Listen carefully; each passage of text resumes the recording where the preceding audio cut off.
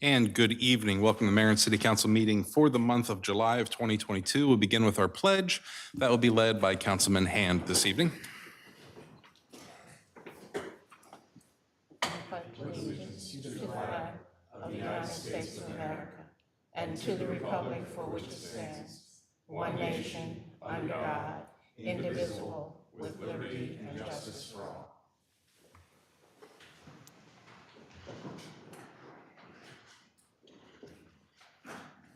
All right, thank you, Councilman. Let the records reflect that all council members are present and accounted for. Councilman Fuller is with us virtually again this evening. We're going to begin this evening with our approval of the minutes of the June 8th, 2022 combined meeting. I'll entertain a motion. So moved. Is that to approve, Councilman? Yes, sir. Very good. Do I have a second to that motion? Second. Oh, Councilman Hand can have it. I will hand it to Councilman Hand. Is there any discussion on the minutes as presented this evening? Corrections, concerns? All right.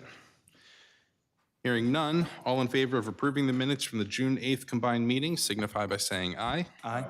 Anyone opposed, say nay. Very good. I'll now ask members of council if they have any conflicts of interest of anything on the agenda this evening for us. No, sir. No, sir. All right. And we'll move right along. Up for adoption this evening, we have Annexation Resolution 2022-03A. This is the Sewell annexation. And I will entertain a motion, and please specify the motion this evening. Make a motion to approve the annexation resolution. I'll second. Okay, I have a motion from Councilman Haynes, second from Councilman Fuller. I will open it up for discussion momentarily. Before I do that, I want to kind of go to legal counsel a little bit to get some clarification. I know there's been talk about why doesn't the council just put this out to the voters instead of deciding themselves? I believe there's legal issues with that happening. So Mr. Gullo, can you explain that to us? Certainly, Mayor, Council. I'll give you a little overview so that we're all on the same page of what happens tonight, what happens going forward.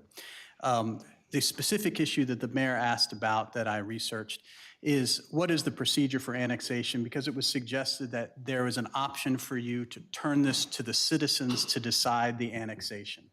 And that's kind of the gist of what was said. But what that means in reality is that you would turn it over to the citizens and they would vote either for the annexation and it would happen, or against the annexation and it wouldn't happen. And that is not an option. The state law covers annexations, so you can't do your own thing. You can only do exactly what the state law says. It's covered in the Local Government Article Section 4. Everything you've done to date is covered in that, from what's required for the hearings, what's required for the notices, what's required for the dates. Once there is a resolution, which is what you have in front of you that's been pending for some time, and the public process has happened, which again has happened already in this matter, then there are only three ways basically to deal with this. A petition can be forced to referendum by the county commissioners, and they did not do that. It can be forced to referendum by the people in the area to be annexed, which in this case is the Sewells, and they did not do that because they asked for this. And it can be forced to referendum by 20% of the voters of the city of Taneytown. So that's the way that it goes to the citizens. But to put a fine point on this, you have to take a legislative act and it has to be complete before they can referendum it up or down. Does that make sense? In that you must vote tonight, and if you vote no, you don't have to vote tonight, let me say, but when you vote, I'm assuming it's going to be tonight. If you vote no, the resolution is done and it cannot be taken to referendum and it's over. If you vote yes, then the citizens, that's the only option available now, 20% of the citizens can petition to have it taken to referendum. And then at the election of the citizens of Taneytown, a vote yes would uphold it and a vote no would turn it so that the resolution doesn't happen. So I know I'm putting a fine point on it, but the point is that you cannot act and let them act. You must act, and then the citizens can question what you do, if that makes any sense at that point. Right. So the process going forward then, as I told you, is if the no vote, a majority votes no, the matter's done. If a majority votes yes, then the citizens have 45 days from today to amass a petition of 20% of the registered voters of Taneytown. We did the calculations. 45 days would be August 25th. That 45 days coincides with the effective date of the annexation. So if you can imagine, you vote on it tonight, and even if there was never going to be petitioned, there was nothing going to happen, it sits for 45 days and becomes effective on the 46th day, which the law then allows the citizens to have that petition time to gather petitions. And if they gather it and bring it to the town by the 45th day, and they present it to the town office, everything is on hold, because the petition only triggers an election, a vote, a referendum. It does not put it up or down. So once we get a petition, if that happens, by the 45th day, then the petition is verified. We've done this before with other charter provisions to make sure that it has the requisite number of votes and voters and things like that. And if it is valid and verified, then it will be up to you to schedule an election. And the election can be at a time in the future, and there's periods of time. It can't be sooner than 15 days from when you advertise the election or 90 days from the advertisement. You don't need to know about the dates. It's just that an election would be scheduled and we would get into that. That would be the only issue on the ballot, at least at this point in time. Any questions about the legal operation? We want to make sure there's a level playing field for everyone. Jay, I just want to clarify that a referendum cannot happen until this body makes a decision. That's We cannot correct. pause our decision and allow a referendum to happen. And instead, we have to vote one way or another, and then Right. a petition can be submitted, and then a referendum can happen. Right, to put the legal, so that you can clearly understand the law, the only body that can have an annexation occur is the legislative body of the town, you all. You're the only ones that can allow it to happen. So therefore, you must allow it to happen for the citizens to question it in a referendum. If you don't allow it, the citizens can't take it to referendum at all. And you can't just say, well, we're just going to put it off to the citizens. Because, and I just hypothetically, so we're very clear about this, imagine that you could do that and just say, we're not going to decide, we're going to let the citizens decide. So the citizens vote, and they're overwhelmingly in favor of doing it. They come back to you and they said, see this election? And you could say, it doesn't matter, these are the votes that count and we're not going to do it. Or vice versa. You see what I'm saying? So that you don't get the final say, you get the upfront say, and the citizens get the final say. Good? Questions? Does that clear that up for everybody? Yes. Okay. Okay. Anything else, Mr. Gullo? On that I topic? would We're good? suggest that you focus just on today, and then we'll work on the other ones as need be. Not a problem. Perfect. Okay. With that, I'm going to open up for council conversation. I have a few questions, and I believe, Mr. Wieprecht, you may be able to help out. I know that our focus is the annexation itself of the land, but I'm going to go a little further, knowing that in our pack there is a concept, which is just a concept, but nonetheless, knowing that it's for potential development, I just have a few questions. So the private owners or whoever may be developing, it's my understanding that they would be responsible for the infrastructure, and then once everything was built, then they hand it off to the town for upkeep. So if I understood that correctly, then my question is, so does the city set the requirements for, let's say, the pipes that are used, knowing that then it would be handed off to the town? That is the typical development pattern. The developer installs all of the infrastructure, the water, sewer, stormwater, and roads. Once that is completed, there's a maintenance surety for a year to make sure everything settles in. And we usually let things sit over a winter to make sure that it's going to hold up. And that's the following spring, we typically will accept the infrastructure. From that point on, it's typically the cities. There have been some exceptions. Carol Vista, for example, the city only accepted ownership of the water and sewer system. So Carroll Vista Association maintains their roads and stormwater management facilities. So the long-term implications of a project like that have some financial benefit towards the city because we're not spending money to mow the stormwater ponds and repave streets and things like that over the years. Also, developments such as Taneytown Crossing, all of the infrastructure inside of the streets. Once we get to the meter box in the driveway, everything from that point on is privately owned, so we didn't accept any infrastructure there. But the typical residential, like Meadowbrook or Meads Crossing, typically we accept all of that infrastructure and then it's ours to maintain in perpetuity. Okay, thank you. Now, regarding the standards, there are standards that have to be met in terms of materials used, how the roads are laid, things like that, yes. Correct. Everything needs to be built to city specifications or some mutually agreeable specification if it's something that perhaps isn't covered by our manual. The city typically hires a construction inspector at the developer's expense to make sure that the infrastructure is installed according to the city specifications. Okay, thank you. Can I just interject a question along those lines? At some point in this particular process, is State Highway involved? Yes.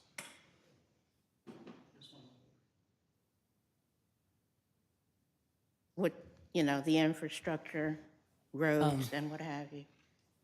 They There would will have a be say on traffic traffic impact. study. That's correct. So they will probably have some say, but I don't believe there's any proposal to access directly onto a state road. So Okay. they will, I'm sure, have comments regarding a traffic study and the intersection at Harney Road and West Baltimore Street, Right. I'm sure is going to be questioned. So yes, So they are involved. So that's the plan. And hopefully it's questioned, and hopefully they deem what we consider that that intersection would need improved. It needs improved now, but it would definitely, I think, have to be improved as a result of the development going back there. But yeah, we would, and I think the city would lean on them heavily to get that result. And then another question would be, so assuming that this is developed at some point, so a unit of housing, currently, is there an impact fee, knowing that the infrastructure is going to be developed by the private entity? In addition to that, my understanding would be there's an impact fee per unit. And so if that's the case, how much is that impact fee per unit? And I assume that's for that maintenance along the way, or is it used in a different way? There's several impact fees. Right. So the total fee package for a new dwelling in the city is roughly $15,000. Of that, there's $5,110 goes for the water benefit assessment, $7,790 for sewer. There's a $750 connection fee for both, $1,500 fee in lieu of open space if the project does not provide adequate open space that could be deeded to the city for recreation. And then there's also the $1,000 park impact fee that we established not too long ago, $100 public safety fee. Let's see. I'm probably forgetting one, but there's quite a number of impact fees. Okay. We typically use the infrastructure impact fees, the water and sewer benefit assessments. They're put aside, they can only be used for water and sewer projects. Those we tend to use for our larger capital projects like rehabilitating sewer lines and things of that nature.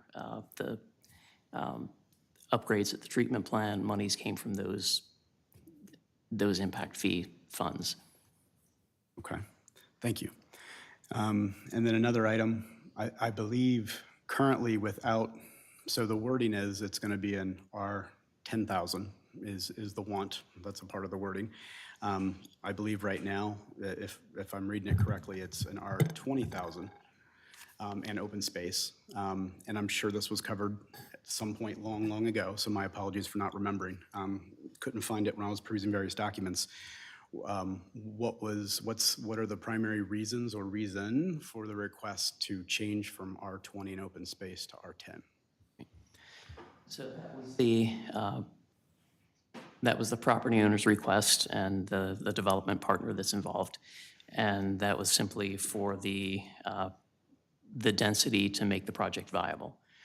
So the current zoning is actually agricultural, but it's on our land, on our comprehensive plan with a land use designation of medium density residential that equates to the R20,000.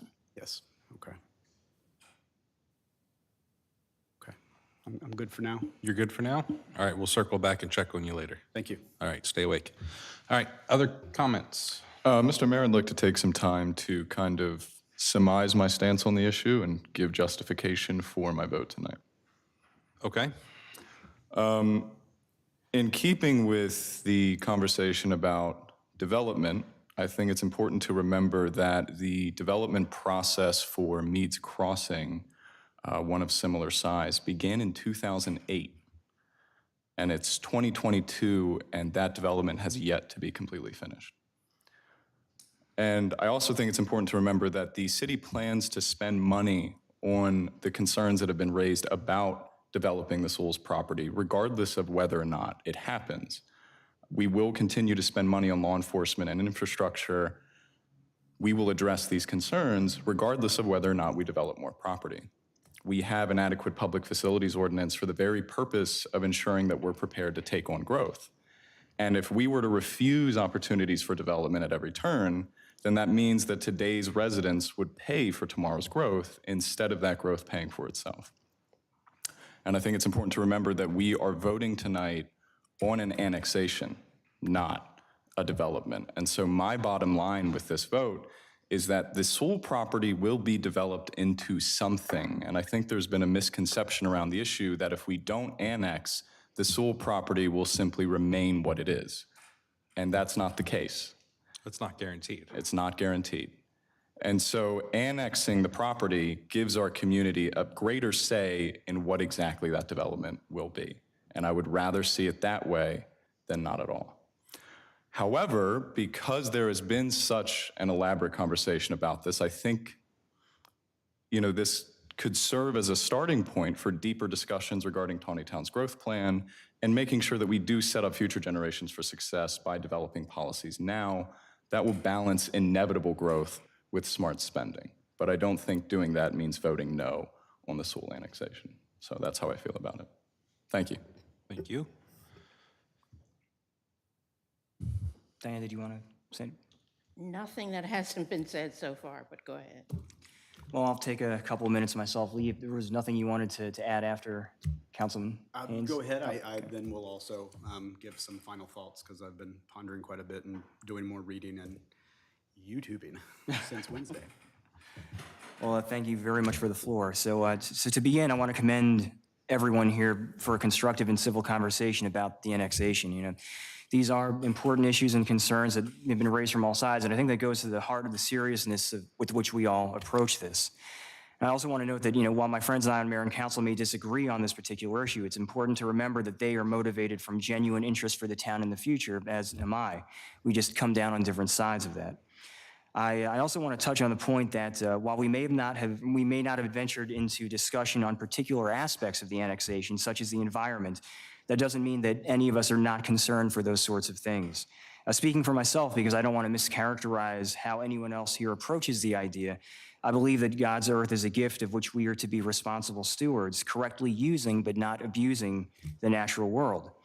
And of course, I also take to heart the community argument. I believe unfailingly in our small town sense of community, where you're more likely to know a house by the name of the person who once lived there than by the street and the number.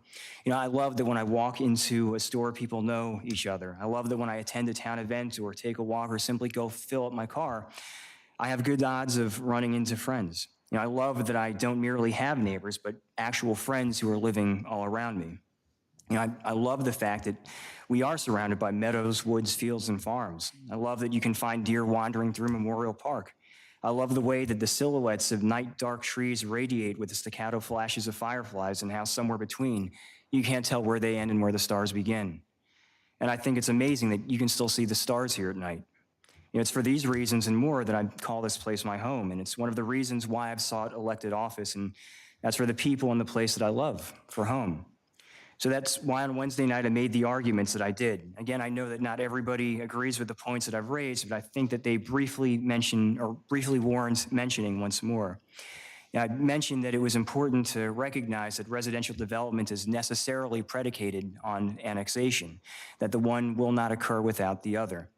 I argued that control over contiguous land is not necessarily an end or ending, and I argued that the town-county agreement does afford us a 1 mile interest beyond our municipal limits, including with respect to zoning and rezoning.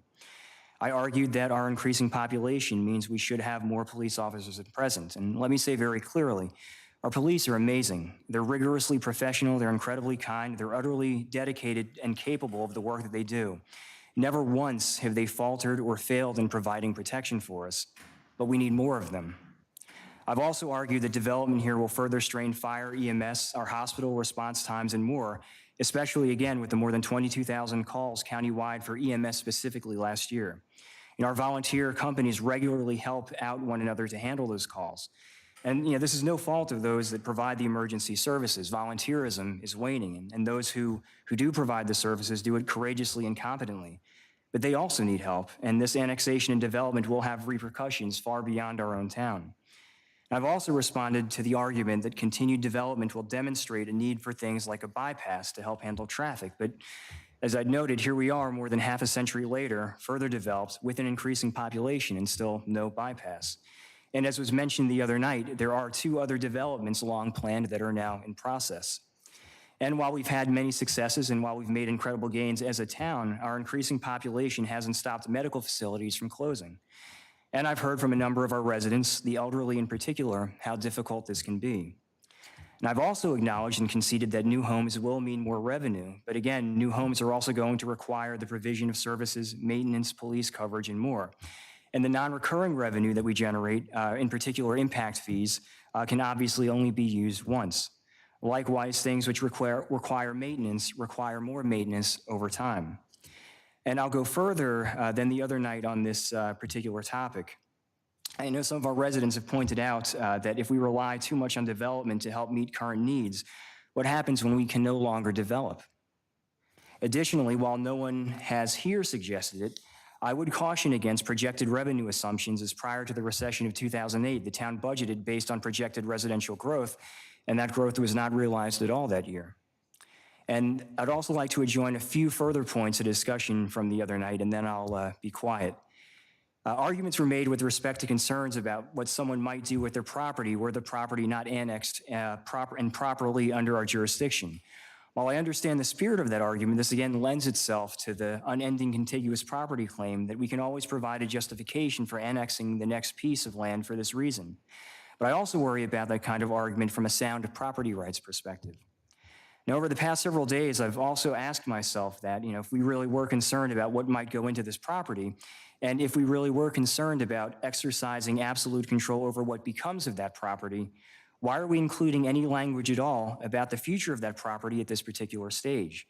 In other words, why don't we simply unconditionally annex it without reference to residential zoning under R10,000? Now, I know that some might say that that's not realistic, that if one intends to annex land, one should have a reason for it, and with that, I completely agree. Annexation is, after all, a serious thing that obtains consequences. In this instance, annexation is being sought with consequent residential development, though one, again, could contend the specific reference to R10,000 is superfluous to the general idea and might be excised from the annexation agreement. But it's specifically the idea of residential development in conjunction with this annexation that I've considered in light of everything that I've learned over time. I've listened to reasons, arguments, and evidence from both sides of this issue, as I do with every vote that I cast on this council. I know that the arguments that have been made from our residents and surrounding neighbors for and against annexation have been made both intelligently and from the heart. And let me say again, with reference to earlier, I know everyone up here takes the work that they do very seriously and have the best intentions for this town in their hearts. Again, whatever side they come down on, they really do take what they do seriously. But as I also noted on Wednesday, I've simply come to a different conclusion about the annexation. And again, I cannot in good conscience consent to something which I believe will complicate our current circumstances and the problems that we are already working on solving. And so I will regretfully have to vote no on the annexation. And that's where I stand on the issue. Thank you for the floor. Thank you, Mayor Pro Tem. You make one good point at the beginning of what you said. We have a very close community, and I love that about this. I was born in Taneytown. I've lived my entire life in this city, and it has changed dramatically since that time. It has improved dramatically since that time. But being a close community does not mean it has to be a closed community as well. For the reasons that many of you moved here, there are other people looking for the same thing. I understand there are those, they want to move somewhere and then they just wanted to stop in time to that moment when they decided to be here. And that's just not realistic these days. It's really not. I understand a lot of what you're saying, Mayor Pro Tem. I spoke to someone the other day who was very angry and asked me why I thought the city was ready to build 300 more houses. And I told him up front, we're not. And I won't hide that from anybody. We don't have the infrastructure for 300 more houses right now. We're not building 300 more houses right now. That's the point. The idea of this annexation says going to put this property in the wings and ready when the time comes that it can be used. That's the intent, which is why the point I've been trying to make is the discussion here is moving city boundaries around the property, not potential development on the property that we don't know when would happen. No, we can't support that many houses. I'm with you. EMS is overstaffed, the county is understaffed, the county's working on that. I understand. Give them time. They have a plan. Our police department right now is in a rebuilding phase. We have 4 or 5 officers getting ready to be hired into our force. 4, thank you. We have tremendous sewer projects about to happen. We're about to tear up Roberts Mill Road, and people are going to be cursing us about that here soon when they can't speed down Roberts Mill Road, because we're about to replace all of the water and sewer lines and add sidewalks to that road. These are projects that we do to prepare ourselves for the future. We don't make drastic decisions if we're not prepared for what's going to come down the line. That's my take on this, knowing that I don't have a vote in what's about to go down here. However, in the vision for the city, it's important that we stage ourselves in the appropriate place for the future. Otherwise, we find ourselves behind. That's what's happened for years in this city. Cans were kicked down the road, decisions were put on hold, and it put us in a bad spot where we need to spend millions upon millions of dollars to fix. We're not doing that. We're being active. We're preparing ourselves. We're making it so that when the city does grow, the residents don't feel that strain because it's ready for it. That's kind of my response. What'd you say? I appreciate everything you said, Mayor Pro Tem, and we do disagree on this, but we're going to shake hands later and probably hang out. I'll shake hands So, with you right now, man. absolutely. Councilman Hand, you had more? Just a few items, and I shared these the other night, so I won't delve into them. The past several days when I was pondering the current ag designation and then the comprehensive plan for the open space in the R20 versus the request for R10, came across that we're about 42% zoned as R10, so it does mesh with what's already established, about half.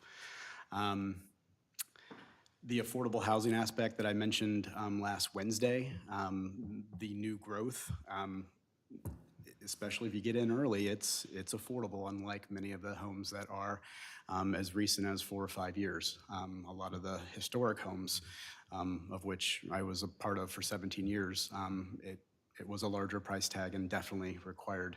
I think we put $65,000 into it, and it still needs a good amount of work. Smart growth, that was mentioned. We had a representative from a group that was working to become not-for-profit, and it sounds like that's a very positive voice in the community.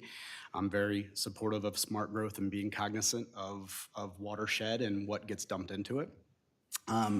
For smart growth, the idea is pedestrian-friendly, and so I believe we can take steps as a town to become more pedestrian-friendly in what's already established and be mindful when development occurs.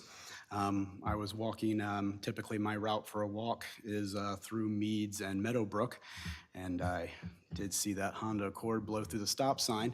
So I'm all for traffic calming measures, really large angry speed bumps. I would love to be an advocate for that, and that's a part of smart growth, would be traffic calming measures. because it's not acceptable, considering we have families on our neighborhood streets. Smart growth, the idea of building up instead of out, I would say in our historic central district, that would be very cost prohibitive to keep with those materials and build up. So I believe we're constrained in our small town in terms of that aspect of smart growth. Regarding watershed, developments can be very mindful of the lay of the land, the grading. Any concepts that I've seen, they themselves don't cross twice over the creek, although the property itself does. The group that is in its embryonic state, I hope that you do grow, and I hope that you can educate people in our agricultural county about contour plowing. Although we have a lot of flat land, contour plowing minimizes runoff in terms of how the crops are laid out on areas. No-till agriculture, there's no reason if whenever you till up, you're gonna bust up all the nitrogen fixing bacteria, and if anything, that's very important for vital, robust crops. So education along those lines will be very helpful, being mindful about possibly more natural herbicides that are used and pesticides. So I'm hoping that that group grows a lot and can educate a lot of people. Regarding the police department, this past year, the leadership in the police department, as well as the town council and mayor, we have endeavored to create more attractive benefit and salary packages, because it seems like that was the large issue as to why we were not as attractive or appealing than our neighbors. And so I'm very encouraged to hear that we have people coming on in the near future. And I believe that's a priority moving forward so that we can be fully staffed. That was a very good and appreciated move that we worked together on this past year. Something new since Wednesday, I made it a point to seek out several youth, and I would say youth meaning people between the ages of 20 and 25 now that lived here in their single digits, or maybe they started living here as toddlers, and what their observations were. And there were at least two that recall going with parents to get muffins from the Irish Moon way back when, up on the corner. And there was this conversation, and it was an open-ended question, like, what have you seen over the years in terms of business in town? And they all independently, because they weren't as a group, it was a one-on-one, shared that it seems like everybody always turned over, and it was really hard to get people to maintain or be around for more than a couple of years. But that seems to have changed in the past 2 or 3 years. And these individuals said it seems like we have reached a critical point where the residents can support what we have to offer. And I believe that to be the case also. So yes, I would say that at some point, it would be prudent for us to slow down. I believe as a councilman, I will be more conservative after we vote on this annexation to see where things settle in terms of population, but I do believe that our population growth is able to support our local businesses, because it did seem like for as long as I've been here, this is my 20th year, there was a revolving door in a lot of businesses. They would open and close, new businesses that is, would come in with a dream and then they would be gone. But it seems like we have a more sustainable factor now with increased people in Taneytown to shop and live here. So that's my thinking, but I do recognize a lot of the concerns, and I believe after this vote, like I'd said, I will most likely be more conservative in terms of the process, but I am supporting this move. All right, thank you, Councilman. Is there any further discussion? Okay. With that, on the annexation resolution 2022-03A, the sole annexation, the motion being made by Councilman Haynes, the second from Councilman Fuller. All in favor signify by saying aye. Aye. All opposed say nay. Nay. Very good. I have 4 in favor and 1 opposed to that. Moving on, we have resolution 2022-10. This is our water allocation for the month of July, and I will entertain a motion. So move to approve? All right, and do I have a second, please? Second.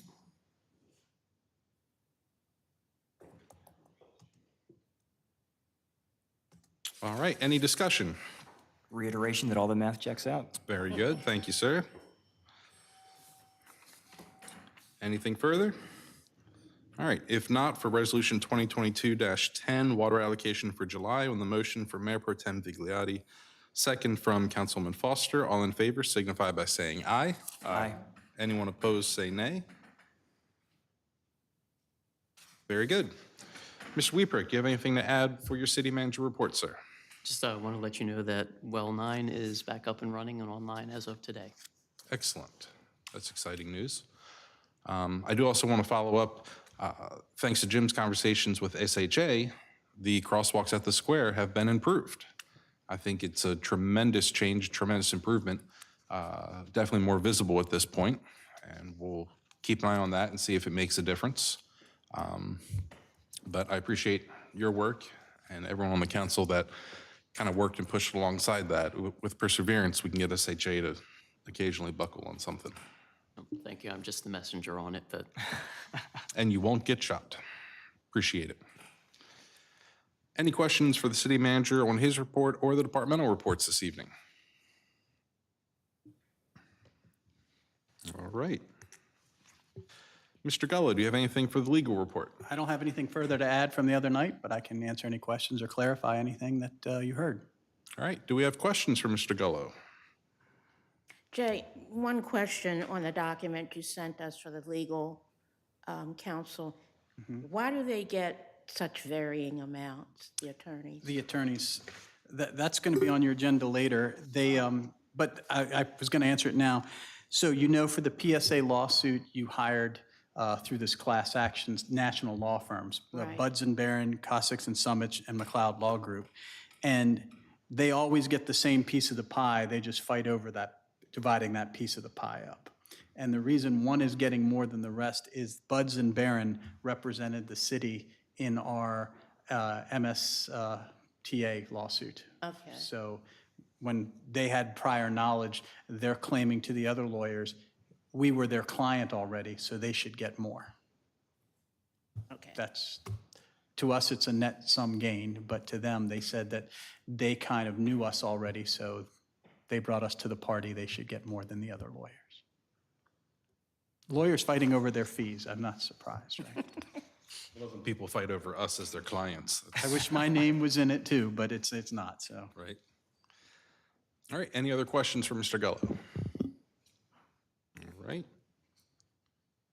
That'll move us into our new business for the evening. We have first off the monthly financial report, and I'll entertain a motion to approve. So moved. All right, do I have a second, please? Second. Any questions, concerns? All right, on the motion to approve the monthly financial report, the motion from Councilman Foster, second from Councilman Hand. All in favor signify by saying aye. Aye. Anyone opposed, say nay.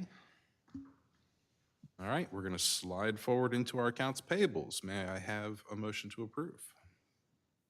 So moved. All right, and for the second? Second? There it is. Again, questions? Everyone feel on average positive about it? Yes. Very good. So on the motion to approve the accounts payables from Councilman Foster, second from Mayor Pro Tem Vigliotti, all in favor signify by saying aye. Aye. Those opposed say nay. Very good. Next, we have ratification of special event permit approval for the Xavier Smith basketball camp. And I will entertain a motion, and please specify. Motion to approve the permit? And may I have a second, please? Second. And any questions? No debate necessary? No? Okay. So on the motion to ratify the special event permit for the Xavier Smith basketball camp by Mayor Pro Tem Vigliotti, second from Councilman Hand. All in favor signify by saying aye. Aye. Anyone opposed, say nay. Excellent. Next, we have, again from Parks and Rec Department, approval of design build agreement with American Ramp Company for the THS Park Skate Park project. And I'll entertain a motion. Please specify. Motion to approve? Very good. Do I have a second, please? Second? They might have to challenge each other in basketball over that one. I mean, we're going to have a camp after all. I'll take it off you. Don't worry about it. Any discussion? Anything additional from staff on that one? Nothing to add? Very good. On the motion to approve the design-build agreement with American Ramp Company for the THS Park Skate Park project from Mayor Pro Tem Vigliotti, second from Councilman Haynes. All in favor signify by saying aye. Aye. Anyone opposed, say nay. Very good. Next, we have acceptance of Taneytown Crossing road frontage parcels. I'll ask our IT director to share my screen, if you would. Da, da, da, da, da. If you're able to put that on the displays within the chambers, I'd appreciate it.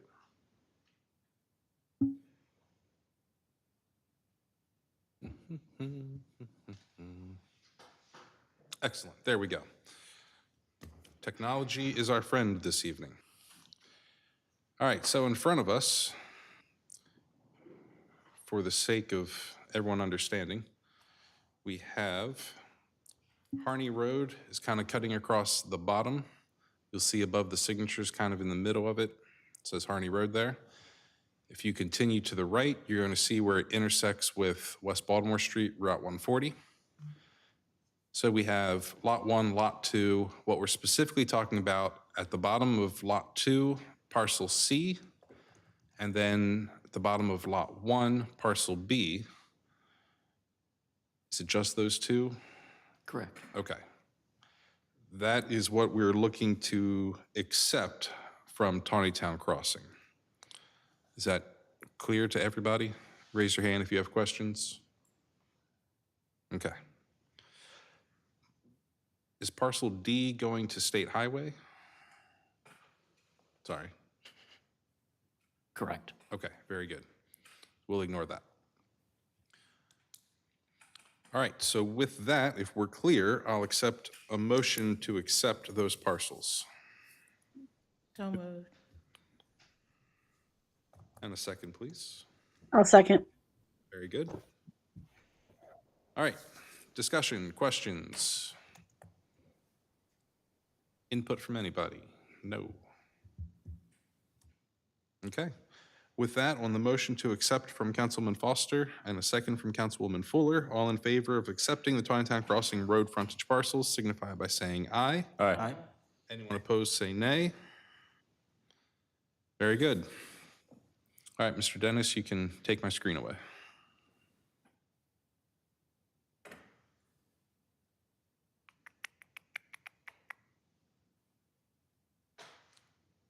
Excellent. Then we shall move on. Number 6, ratification of Meadowbrook Section 5 surety reduction. We are looking to decrease the amount of the surety by, let's see, do you have that in front of you, We're Jim? reducing to $113,500.30. Got it. Okay, and I'll, Reduce it to. 2. Correct. Okay. Okay. Very good. I'll entertain a motion So moved. to approve the reduction. Yes. Perfect. And a second to that? Second? Very good. Comments, questions? I feel like everyone lost their voice after the annexation conversation. Well, we did do a lot of discussion on Wednesday night about these things, too. Well, you know, we'll have you hand out some peppermint tea to get everyone's voice back again. I do have some extra peppermint tea. That's right. All right, back on topic here. No comment, no questions. All in favor of the Meadowbrook Section 5 surety reduction, signify by saying aye. Aye. Anyone opposed, say nay. Okay. Number 7, Low-Income Household Water Assistance Program Memorandum of Understanding. I will entertain a motion and please specify. Motion to approve to enter into the MOU for low-income household water assistance. Perfect motion. A second to that? Second. All right. Who got that one? It went to Councilman Hand because he's wearing a bow tie. Any comments, questions, anything from staff or the attorney? Nothing further? Pretty cut and dry. Every town's doing it. Everybody's doing it. Feel the pressure. And Jim, I assume staff will direct people to where to get this information, Yes. which is probably HSP. Yes. Yes. Right, that's the department in the Yes. agreement is Department of Human Services. Okay. Very good. Questions, comments? Excellent. All in favor of entering into the MOU for the Low-Income Household Water Assistance Program signify by saying aye. Aye. Anyone opposed, say nay. Very good. Next question for that would be, when does that become available to residents? Do we have that answer? Not tonight. We'll get the MOU returned to the state. We hope that that funds will be available for our next billing cycle. Okay, very good.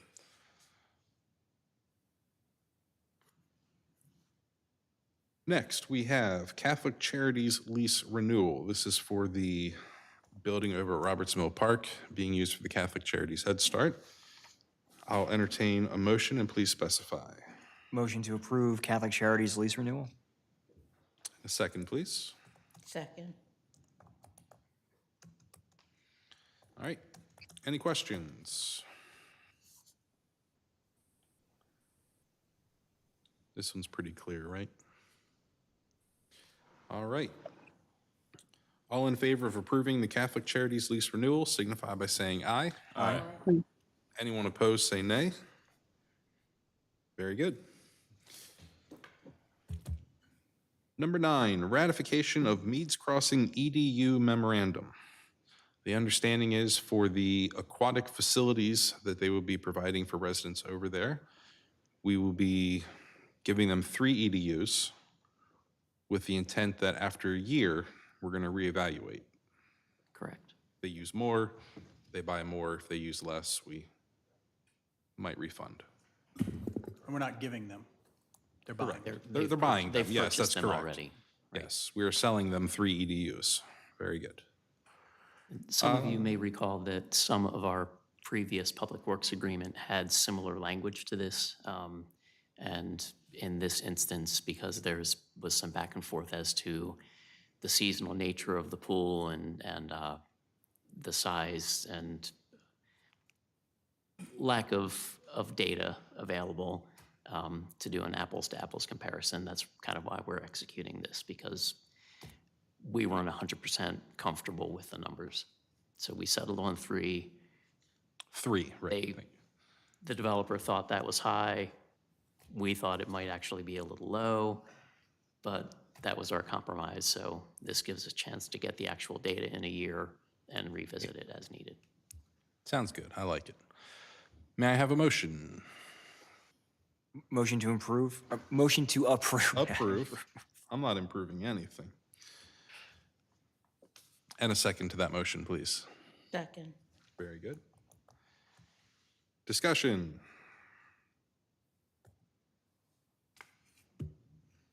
All right, on the motion to approve the ratification of Meads Crossing EDU memorandum, motion by Mayor Pro Tem Vigliotti, second from Councilman Foster. Excuse me. All in favor signify by saying aye. Aye. Those opposed say nay. All right.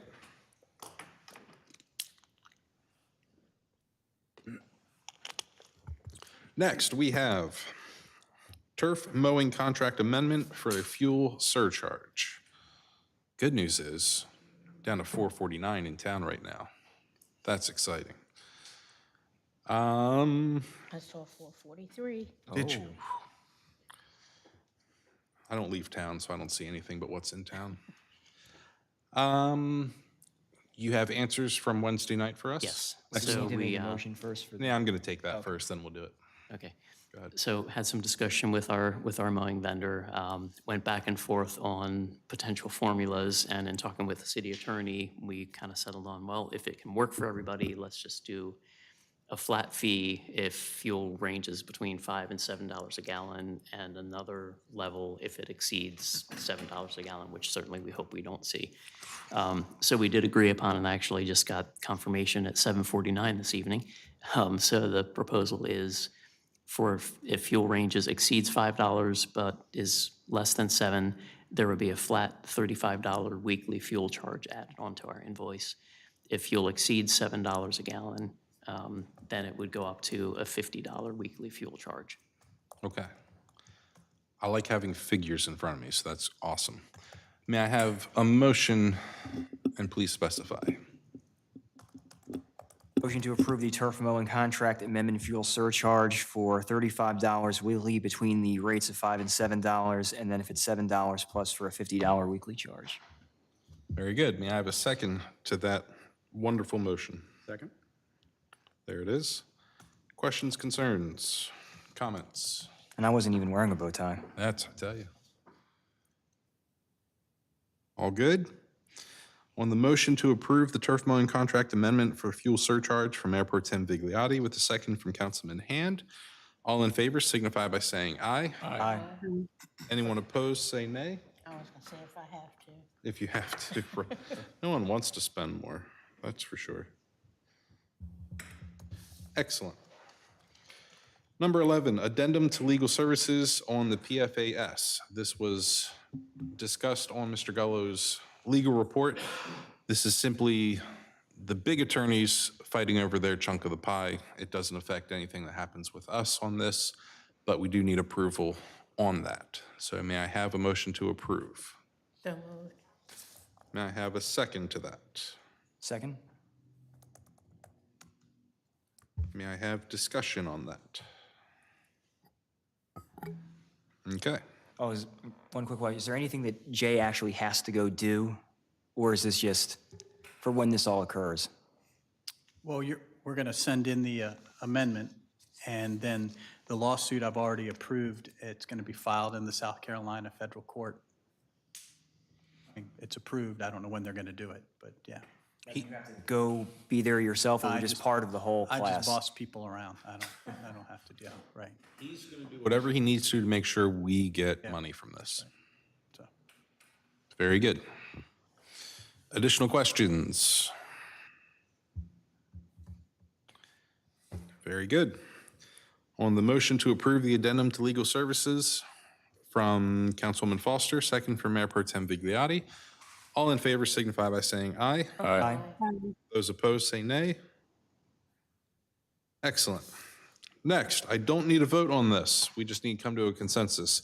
In the month of October, the Monday meeting actually has two conflicts. First conflict is with Columbus Day, which happens every year. The other is the fall conference for MML. So one way or another, that's going to have to change. The decision is, do we wish to do what we did in June and hold a combined meeting? Do we want to reschedule, still have two meetings, but have it at a different time? Or open to other suggestions? No, we cannot skip October. We're still having a meeting of sorts. I think we should have a combined meeting at a date that we can agree on. Okay, well, the workshop is scheduled for October 5th. That would be the regular workshop. So we could combine everything into that one meeting. I propose possibly the 12th because Yom Kippur is on the 5th. Very good. But fall conference is still 19th. on the 12th. Wow, you're pushing way back now. Man. Happy Halloween. Could we do it on that Monday in October? The 3rd? The Yeah. 3rd? It's not the worst idea I've heard. How do we feel about Monday, the 3rd? Let me check one thing really quick. Would that one thing be your calendar? It's my drill schedule. I just want to make sure. Are you a dentist? No, for the guard. Sometimes we have a precedent now where normally everything stops at Sunday, but with stuff coming up, it seeps into the week, but I should be fine. Okay. How does that feel for staff? Because it kind of shortens some timelines for you all, does it not? It does a little bit. We'll have to cut some of our monthly reports off a little bit early. Right. Not the end of the world, though. Okay. We'll make it work. Councilman Fuller, how do you feel? Looks good for me. Okay. So that's October 3rd. Let's do that. October 3rd, 7:30, we'll do a combined meeting. Okay?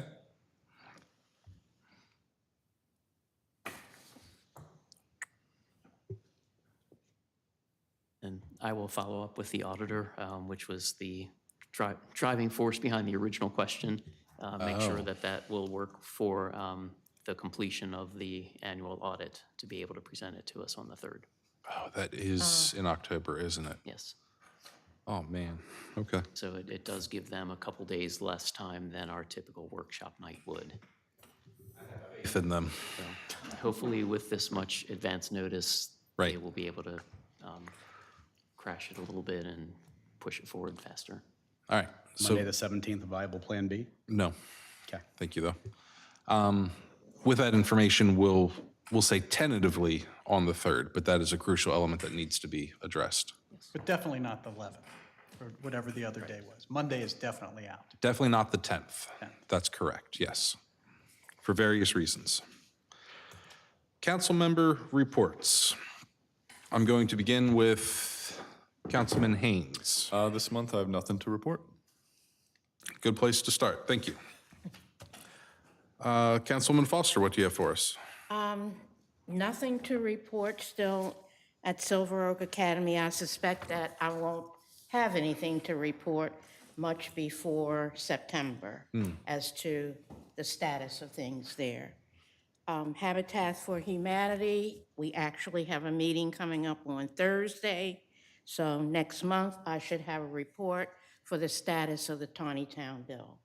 Excellent, That's it. very good. Councilwoman Fuller, what do you have for us? Okay, you threw me off here. Hold on. Well, you see, because I went from her, and then you're in front of me, and then Mayor Pro Tem's here, so. Gotcha. Yeah. All right. So the RFP for Bollinger Parks Phase 1 has been released. They've already had several potential bidders, which is a good thing. The small open pavilions along Park Drive and Memorial Park, that would be the ones, I guess, kind of in front of the basketball courts, are going to get new concrete floors installed within the next 2 weeks. That's going to obviously be weather permitting. Long Fence has started replacing some of the baseball field fencing at Memorial Park. Field 3 is going to be a complete replacement, and Field 1, they're just doing like that infield fencing on the sides. The Story Stroll stations have been a big hit up there at the park, and there should be a new story going. Probably went in today. A new story probably went in today, so they can go up and do a whole new, fresh walk. And then we've got the new xylophone at Roberts Mill Park Playground, and then they're going to be installing a new bench. I think it may have already gone in. I'm trying to remember if I saw that on Facebook. And then they've also replaced some of the pieces of the large playground as they need to be switched out. And the July 2nd Luca, I think it was, movie that was scheduled was rained out. So they're trying to find out if they can reschedule that one without losing, money or having to pay again. But they do have The Wizard of Oz is going to be playing on July 23rd up at the park. Hopefully the weather will cooperate this time. And then Family Fun Food Truck Friday is going to be the 22nd. Of July. Yes. Thank you. Yep. Okay. And then our next meeting will be August 10th. Are you having a meeting this Wednesday? We are not. I think it was there was a couple different people that had some conflicts. Okay, Mr. Mayor? Yes. I did forget one thing on my report. by all means. Public Works Yes. is continuing to work with our trash collectors for the same problems, throwing trash cans, Yep. leaving trash, what have you. The problem seems to be that they have a large turnover of staff. They get it going good for a while, and then the staff turns over, and the same problem comes back. But Kevin is continuing to stay on them and make them aware. Perfect. Seems to be a lot of hand-holding involved with that one. Mayor Pro Tem Vigliotti, what do you have for us this evening? I have the departmental report for the Police Department for the month of June 2022. With respect to in-service training and continuing education units, all patrol officers include or participated in classes which included child abuse and child exploitation and recognizing child abuse. With respect to specialized training from June 6th through June 8th, Patrolman First Class Williams engaged in a field training officer certification course, which lasted 21 hours. With respect to the actual departmental report itself, the total number of dispatched or generated calls for service numbered 351. The total citations issued were 126. The total number of warnings issued were 63. The total number of adult arrests were 13, and the total number of juvenile arrests, 1. With regards to community outreach, during the month of June, the Taneytown Police Department participated in the annual Fireman's Carnival by providing security for this very important event. This event is a very good way for our personnel to interact with the citizens of Taneytown in an extremely positive way and to address any questions or concerns they may have. And as someone who was there every night, it was really heartening to see how many people specifically came over just to talk to the officers, just to talk to our guys out there. And that is again, testament to the service that they provide and to how community-oriented they are. And finally, members of the department also participated in a hot car demonstration that was held at Kenny's Market. The demonstration was to show the public how extremely hot a vehicle can get while it's parked during the summer months. Thanks to Wen Chevrolet for donating a vehicle for this demonstration. And that is all from me this evening, Mr. Mayor. All right, thank you, Mayor Pro Tem. Councilman Hand, what do you have for us? Possibly a slight overlap with what Councilwoman Fuller shared regarding Bollinger Park. Planning Commission approved the site plan for Bollinger Park at the June 22nd meeting, contingent upon the city erecting fences and evergreen trees between the adjacent owner's property line and the park property line to help reduce the chance of park visitors wander onto their properties, as well as provide some privacy. And receiving the remaining approval letters from the county agencies that have yet to send them in. And the RFP process that Councilwoman Fuller mentioned, the due date is July 22nd. Let's see, and then some administrative items for the Planning Commission. There was a discussion initiated regarding urban mix land use designation and the regulations that should be a part of that. So that's a discussion that'll be happening. And also the Planning Commission is going to be discussing the comprehensive plan goals, knowing that we need to sharpen the saw every so many years. What is the relevancy of the current goals, and are any edits needed moving forward? All right, thank you very much. For my report last month, majority of the council, as well as some staff and city attorney, attended the MML Summer Conference in Ocean City. I did not see the beach this year at all. It was a very good conference. Very interesting sessions this year. It was a lot of people. It was very well attended from municipalities across the state. Came back with a lot of good information this year, which was very important to have. Came back from that to the carnival happening, which was awesome to see. After a couple years of disruption, it's very nice to go out and see the crowds enjoying each other, enjoying the time, the rides, the food, the music, all of the above. A great community event that went on for that. July 3rd, our Independence Day celebration was outstanding this year, second year in a row. That makes it a tradition now. It's nice to have fireworks in town for people to enjoy and get together. The park was very full of people, lots of cars. Again, music, food, people had fun, and that's what we were talking about. It's such a nice event that we get to put on. Lastly, at our business breakfast just this past Friday over at the bowling alley, we had Mr. Kelby Brick from the Governor's Office for the Deaf and Hard of Hearing.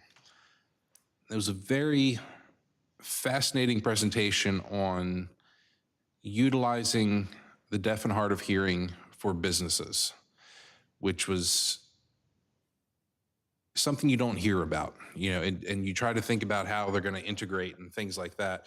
And the fact that the governor has an office dedicated to helping get them employed and helping businesses overcome those hurdles to have great employees who are deaf or hard of hearing. So it was a tremendous presentation we received from Mr. Brick. I appreciate him coming to Taneytown to provide that. I thank Mish, our Economic Development Director, for getting that put together. I thank Councilman Haynes, actually, for recommending Mr. Brick to come to town for this. So if you have an opportunity, the second Friday of the month at Thunderhead Bowl is the Taneytown Business Breakfast. It's a tremendous opportunity to hear from visiting speakers, to meet business owners, to meet other people in the community. You get breakfast, it's what, $10, I think, and you get a great buffet breakfast from the bowling alley. And that's all I have for the evening. So with that, I'll entertain a motion to adjourn, please. So moved. May I have a second to that? Second. All in favor of adjourning signify by saying aye. Aye. Anyone opposed, say nay. Thank you all and have a great night. Good night.